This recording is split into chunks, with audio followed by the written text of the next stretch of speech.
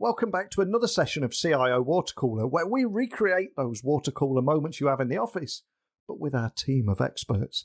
And today we're going to be exploring costs and collaborative call centres and the importance of unified communications platforms. But enough from me. Let's get today's conversation started. So a huge welcome. Big thank you for joining me today. Philippa, could you begin by telling everyone watching a little about who you are and what you do? Hi everyone, I'm Philippa Morgan. I work for VMO2, Virgin Media O2, so the new joint venture between Virgin Media Business and O2. And I head up the voice and collaboration sales specialist team within the large enterprise and public sector business unit within the organisation. Fantastic. Thank you, Philippa. And Vicky, it's great to have you on here. Could you remind everyone watching a little about who you are and what you do too? My name's Vicky Higgin. I'm the Chief Digital and Information Officer for City Fibre. I've been here 3 months, so it is a world of exploration at the moment. My background is normally energy, utilities and highways. Fantastic. And last but by no means least, Patrick, could you tell everyone watching a little bit about yourself too? Hi all, I'm Patrick McLiddy. I've been at the NEC for 15 years, so it's been a long time. I'm the head of architecture and infrastructure, and I pretty much I'm responsible for the delivery of technology across the NEC group, really. We have all witnessed a wave of change in the workplace over the last few years. And I'm curious, Philippa, to set the scene, what are the biggest challenges or maybe fears that you've seen from customers who were faced with replacing things like expensive, proprietary, local equipment with things like cloud servers, etc.? What have you seen there? So I guess, so for most of the people we talk to, they do have a lot of concerns around, migrating to cloud and legacy platforms. And I think some of the key challenges that when we're talking to customers, most of the customers are talking about, I think the biggest thing for most of our customers is around security of their data, because when it's in their own environment, they totally control it. But when it sits in the cloud, quite a lot of their proprietary data in effect sits outside of their own control. So data is a massive concern, I think, for most customers.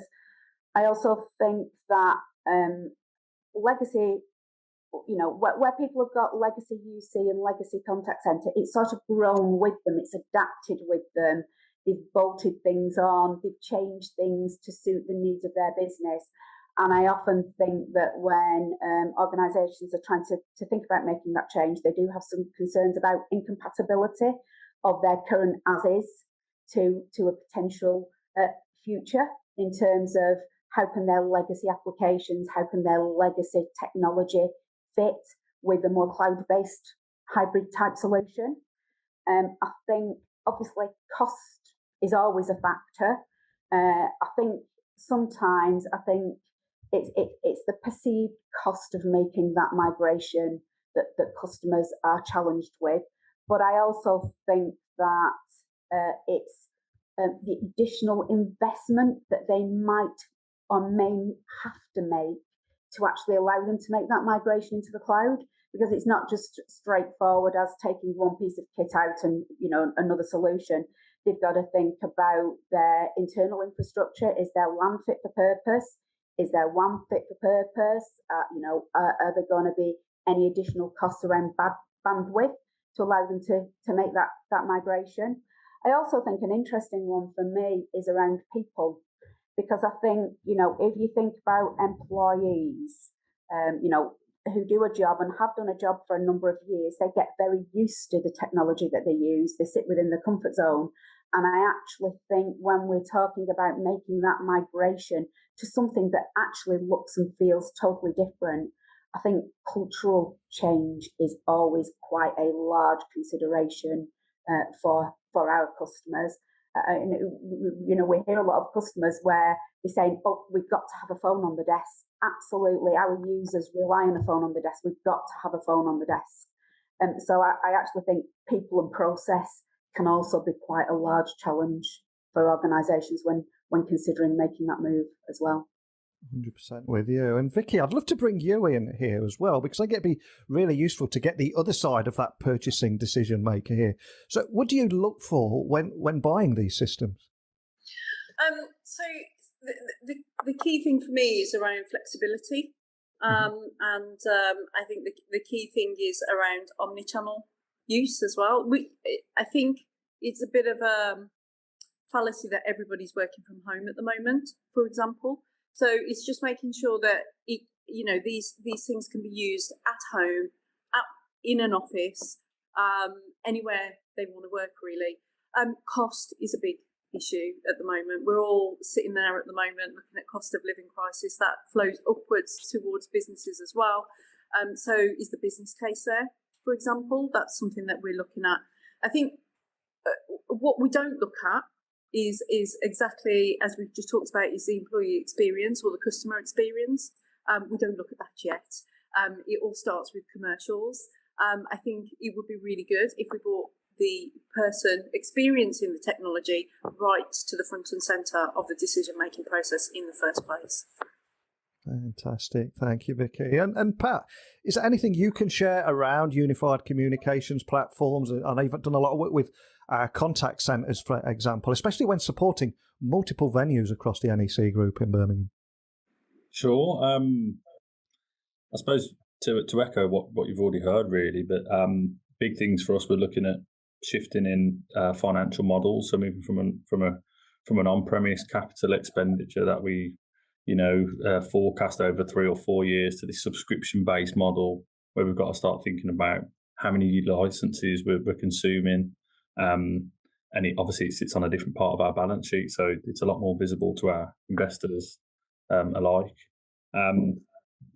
Clear things like data sovereignty. So I appreciate that was already mentioned, but that was a real big thing for us. So on-premise, sat in a data center, which is 20 steps away from where I sit. We know where the data is. We know it's safe and it's secure. Moving to a multi-tenanted environment, we have to take all of those things into consideration. And I think as we go on to sort of the values of it, for me personally, it's allowed us to bring 5 different business units. So those who don't know about the NEC, we kind of have 5 different business units that all work independently of each other. We have slightly different market sectors, but there's a lot of value that each can offer to the other. And that's a real big thing that UC has enabled us to do internally, really. So not directly to our customers, but being able to leverage the expertise of our arenas team within our conferences and exhibitions, and being able to use our venues in more flexible ways and trying to find new ways of selling ourselves, really. And I suspect that those points will resonate with people listening and watching all over the world when this goes live. And I think it is a universal theme that we're talking about here. And Philippa, the big themes inside, I think, a workplace in every industry right now is all about reducing costs while improving collaboration and the customer experience, etc. So how have you seen that unified communications platforms turn things like this and problems into opportunities? Because I suspect that from the conversations you're having with people, they're all coming up with the same kind of situations and the same themes, right? I now think that most organisations are actually really maximising now. So they've seen the immediate benefits of being able to provide that UC, being able to provide that hybrid working environment for the employees. And now I think they're adding to it. So they're now enhancing that. So if you think about all the great things that we've seen is it's absolutely increased my productivity as an employee. So I think employee productivity has massively increased. Team productivity, probably even more than individual productivity, but team productivity has massively increased as a result of deployment of this sort of technology. If you think about, just this call as a prime example, how you've got multiple people from multiple organisations on a single cloud-based forum where we are actively engaging. And if we wanted to, we could equally be sharing files and updating files and writing documents. So I think it's had a massive impact on team productivity. I think also it's had a massive impact on diversity within organisations. If you think about the needs of a very diverse workforce, actually, these sorts of UC tools have allowed a very diverse workforce to all now collaborate and work together. I think if you're thinking about, as an organisation, who my customers are and my customer, the experience that I'm giving to my customers, I actually think now, we always used to talk about first contact resolution as being the nirvana of the contact center, in my early days of contact center. But if you actually think about what this technology allows us to do, is when you have a customer coming into your contact center with an incredibly complex needs that cannot no longer be satisfied by the agent they're talking to, you see now gives that agent the ability to bring in any sort of resource, both within the contact center and back office, but any sort of resource to actually allow that first contact resolution, so that customers are incredibly satisfied. They don't have to go off the phone, they don't have to phone back later. We now can solve our customers' very complex needs through this technology.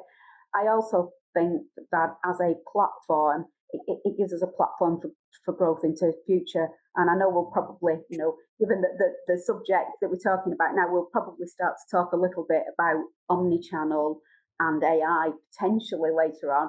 But I actually think the sort of technologies that we now use, in this sort of forum, allow very quick adoption of new technology as well. Yeah, diving into the omnichannel things is something I'm quite excited to dive into in a few moments. But before we do, Vicky, is there anything you can share there around UC platforms and how you look to them to turn problems into opportunities and stay ahead of the curve? I think it's going back to what you've just said around, greater collaboration. So in my last company I worked for, I remember speaking to a group of people that were located in different parts of the country, and they used to spend a lot of time trying to figure out how to get together to do winter preparedness. And suddenly it all became very easy for them. Because of the ability to collaborate and because of the connectivity. So I think that's absolutely an opportunity that, people just being stuck in one place to work, it has presented itself. I think the other opportunity is what I'm seeing with platforms at the moment, particularly obviously cloud-based, is that constant improvement. And what that's done, people have accepted it. So in the past, if there were updates and improvements made on systems, there would be a big launch, but now it's online updates. You log in on the next day and you see something's changed, and people have accepted that. And what's good is that kind of paves the way for other things that you want to improve as well. It becomes less of an issue making those improvements. So that's what I've seen in terms of the change in people's behaviour. Productivity, absolutely. I think there is. It's hard when you're working in different locations. People always expect you to be on, and that's a problem. So if I'm now face to face with somebody, your phone or your laptop is constantly going because they expect you to be on and to be responsive. I think that then drives through to customers. Me as a customer, I expect if I'm going on, for example, and we'll talk about this, a chatbot, I expect it to be on. So there is the little bit of a upside for some people, downside for others, I would say. Yeah, such a great point. And to further bring this to life, Patrick, the NEC Group has something like 750 events, serving 7 million visitors a year and 850 employees. So you must have seen a great deal here too. So have you seen UC platforms turn problems into opportunities and better serve your audience and employees? Yeah, certainly. I think, again, it's across both our employees and gone are the days where we used to travel between venues. It's now a quick call. Everybody gets to collaborate together, really bringing each department and each business unit to working together better, really. I think that's a big influence, a big advantage of UC for us. That's probably the one we see the most of, being able to communicate easier to our stakeholder group. So where we've got project activities, being able to just send a single message to our stakeholder group. Instead of using emails, it can be more interactive. People can respond to us. We can keep that dialogue going. And I suppose the next step really for us is automation. So it's constantly looking at trying to reduce the average time for handling across our contact centres. And automation feels like a great opportunity for us, where we can shift those mundane activities and try and get the AI handling a lot of that for us, which feels, again, it seems like a big tick in the box for us. And then finally, really, integration. So being able to integrate lots of different systems. So previously, it was a single solution. It was very hard to get it to talk to other systems, and now all of these UC platforms, and certainly our contact center solutions, you can generally all have open source APIs. You can start throwing the data into your CRM, and you get a lot more value out of seeing that data in different views. So it certainly helps us bring our vision, or bringing our live to life, which is our motto here. And it's fantastic to hear these stories and how it all comes to life, and you're creating these new visions. And Vicky, another big topic at the moment, of course, is the cost of living, and it's leading many to work not just from home, but maybe the coffee shop, or even return to the office. So I'm curious, are you seeing any changes in your employees not just wanting to work from home, but work anywhere, and why you see is possibly key to delivering new flexibility? Yeah, definitely, particularly I would have said at some point just the younger community, but it's not, it's everybody. What I see at the moment is people, obviously, cost of living is driving that, but also quality of life. I think we all experience that ability to work from home if we wanted, and the expectations there now. And, I think it's really difficult to take that away from people now. I think the key thing for me is the technology is there. Sometimes the connectivity is not there. And that's the bit where I see people struggle, say, for example, if they're in a coffee shop. I definitely see people wanting to work in more local offices closer to home and not travel so far. But again, connectivity. So, for example, on the train, it's not there.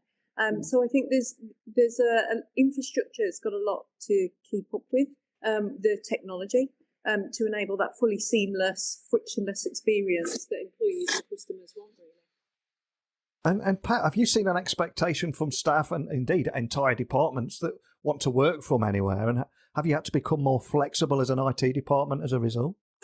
Absolutely, yeah. So I think across the board, really. So IT is a big area for us to be more flexible, but certainly saw it a lot more with our contact center. Again, I'm pretty sure everyone felt this, where we need to speak to our customers. We have a contact center where everyone sits in the same room, and suddenly we can't do that anymore. So we had to think fast, and I think that was probably a point that might have been picked up already. But with UT platforms, the time to live, really, very quick turnaround, ability to flex and get something up and running. It doesn't take a long time. You can do it quickly. And one of our biggest challenges really was taking payment, which I'm sure a lot of people feel, but trying to take payment securely. There's lots of controls in from a PCI perspective, and how we actually manage payments. Previously, we had to have all of our agents sat in the same area, and they weren't allowed the mobile phones there, and because of data control and data consent. And now we use, again, integrations to allow us to take payments automated, so the agent no longer interacts with us. It removes a load of risk from us as a business, gives our customers a much more secure and reliable service, and again, allows our agents to work from pretty much wherever they like to work.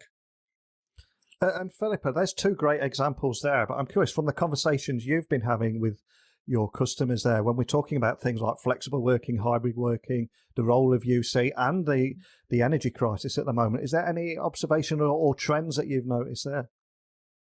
I think, as Vicky mentioned, I think the working population now are, me as an employee, I'm far more demanding, I think, of my employer than I ever was.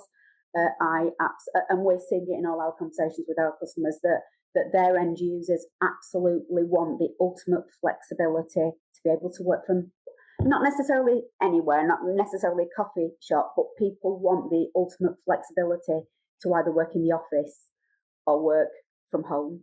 And they don't want to say, you don't want to say, I'm going to do it 2 days, I'm going to be in the office Monday, Tuesday. You absolutely want that ultimate flexibility, I guess, like I do, to get up in the morning and go, I'm going to go in the office today, or I'm going to walk down the stairs into the room that I use as an office. So absolutely, the demand, far more demanding employees demanding more from their employers around hybrid working. Absolutely. I think it's a given that they will have the tools to allow them to do that, and that tool will look the same regardless of where they're working from. So, my interface needs to look the same from my home office, the coffee shop, etc. as it does, when I'm sat in the office as well. So yeah, demanding workforce, definitely. I do agree with Vicky's point though around, connectivity. Connectivity is an absolute enabler to allow this sort of stuff, and we're probably not quite there yet on the train or maybe in the coffee shop, but absolutely. I also think, I agree with Vicky very much, that it's not an age thing anymore now. It's not just the younger workforce who are demanding that. All workforce are becoming demanding. And of course, there's also a big increase in customer expectation from omnichannel experiences, because ultimately it's consumers that are driving change with their expectations for instant communication on multiple channels such as WhatsApp, Messenger, or getting quick answers from AI chatbots. So, Vicky, do you have any insights you can share on how you see it is evolving, or especially in the years ahead, and how you plan to utilise that? And I think of this question from a personal perspective. Interestingly, if I can use an app or go into a shop and press a screen and not talk to anybody, I'm really happy with that. And the other day I was on a chatbot and I just kept going round and round and round in circles, and I walked away from that company because they couldn't answer my questions. And so what I do is I absolutely take that experience back into what we're developing here and think about it from the customer perspective. We will lose business if we can't respond to customers well. And I think I do think AI is really massively important for us going forward, particularly removing repeatable transactional business, that kind of stuff. But it's got to be good. And it's got to be intuitive, and it has to make the customer still feel valued. And I think else they will walk away like I have walked away. So I think that's massively important. I think it has to be seamless and frictionless in everything we do. But and again, going back to the affordability elements, it's got to be affordable for the business to do it. So why would you use AI over a human being if it's not affordable? And I think some of the things, for example, I was at a breakfast meeting with some of my peers from similar organisations, and this was a topic of conversation where we talked about what's the business case. If you can have 10 operatives or 20 operatives over a very expensive solution, then you're going to go for the human being every step of the way. So I think my feedback on the use of AI and chatbots is it has to be instant, and it's got to be really intuitive and clever, and it's still going to make the customer feel valued. And Philippa, I would imagine this is an area that excites you too, right? Yeah. Do you know, Vicky, you've spoken for me to a certain extent there. Like you, I like to transact through multiple channels, and it really depends on what my requirement is, how complex it is. I'll work through an app, I'll web chat. I will use whatever channel is appropriate. And actually, in some respects for me, sometimes voice might be the last channel. So I've got a very personal agenda around it, but equally, looking at the business, I'm also totally in agreement about chatbots. To me, a good chatbot is one where, as a user, I do not know it's a chatbot. It's got to be something that feels seamless. It's got to be, I've got to either be having a conversation with one or through a web chat, and it's got to feel to me like it's a real person at the other end of it. And then it's got to transition seamlessly to a real person where appropriate. So once the communication exceeds its capability, rather than going round in circles, as Vicky's just mentioned, it's got to seamlessly then transition to a real person, or a real function that then allows me to complete that transaction. As I say, a good chatbot is one where you actually genuinely feel it's not a chatbot. I think I love omnichannel. It's my favourite thing in the world at this moment in time. As I say, as a consumer, I will use any channel. I have young teenage children, and actually my teenage children don't talk to anybody at all. My son thinks email is so passé and so old-fashioned that, and in reality for him, it's got to be Facebook Messenger, WhatsApp, Snapchat, and all the other tools that I don't currently use. He only likes to transact in that format as well. I actually, when talking to contact centres, sometimes I think it's really, contact centres or customers, it's really, really hard for them because they have so many demanding, differing customers, from the emerging, younger customers who will only want to transact that way, right to the other end of the spectrum, where you potentially have a consumer that only wants to talk to somebody, and actually trying to fulfill the demands of all your customer base I think is a quite challenging place to be for a contact centre. And Patrick, when you're listening to stories like that, obviously you're serving 7 million people a year who have all those expectations. Do you feel, or does the group feel, a continued pressure to increase tech investments to meet those evolving customer expectations? Absolutely, yeah. And I think it's constantly on our mind. We know our customers are our most important person that makes our group, really. Without them, we don't have a business. So we're constantly looking at how we can provide better services. I think, touching on what Vicky said, it has to be the right investment as well. So we can't just blindly go in and say, right, there's some fantastic tools out there, let's just take advantage of them all. It's making sure that we can realise a return on investment from them, and making sure that there is a benefit into doing so.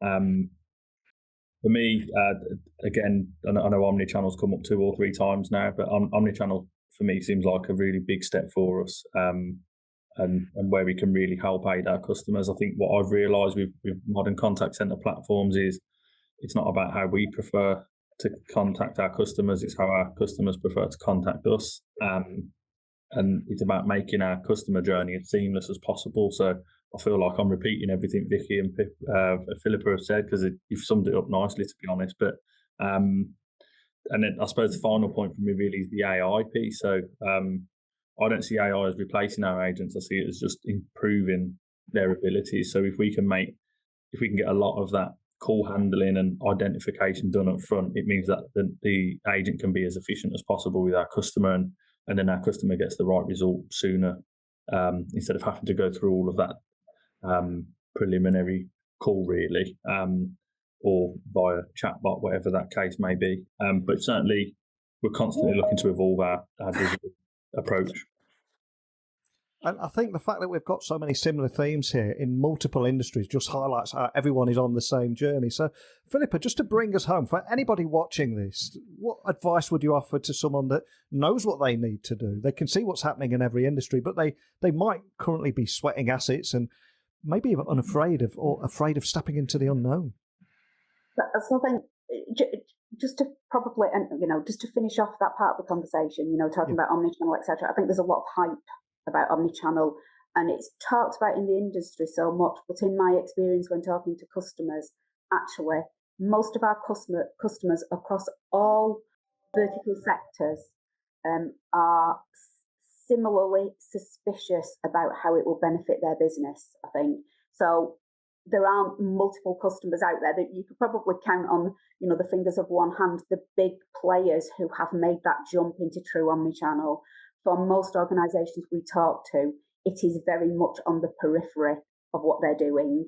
They're still looking at that, the contact centre functionality, how it can deliver, etc. And omnichannel forms part of it, but by no means the biggest part of it. I think generally what I would say is that in reality, nothing should ever be so much of a challenge that it stops any organisation making the change. I think modern technology allows customers to make the change at their own pace. There is no longer a requirement for moving from totally on-premise phones on desk to totally cloud, mobile works, etc. There is absolutely no technological need that should force customers to make that move in one go. Any transition from where they are now to cloud absolutely should ultimately be driven by the needs of their business and the pace at which any organisation wants to work. So being able to sweat assets, we've talked about easier integrations, plugins, etc. Actually being able to sweat assets and make a slower migration into the cloud is fully supportable by technology. So yeah, nobody should ever feel forced to do it in one step. Well, we began the conversation talking about all the wave of changes that everyone has seen in the workplace over the last few years. And I think everybody coming on here and sharing their biggest challenges and what they've seen for their customers and opportunities that they've unlocked, etc., I think will offer words of comfort. And I think a lot of the stories mention here today will resonate with people watching. But more than anything, just a big thank you to Philippa, Vicky and Patrick for sharing those stories with me today. Yeah. No. Good to meet everyone. Thank you. Yeah, it's been a pleasure. I hope you found today's discussion as valuable as I did, but please remember, we have much more content like this available on the CIO Watercooler website and a YouTube channel, so please subscribe there, and hopefully you'll join us again next time on another edition of CIO Watercooler.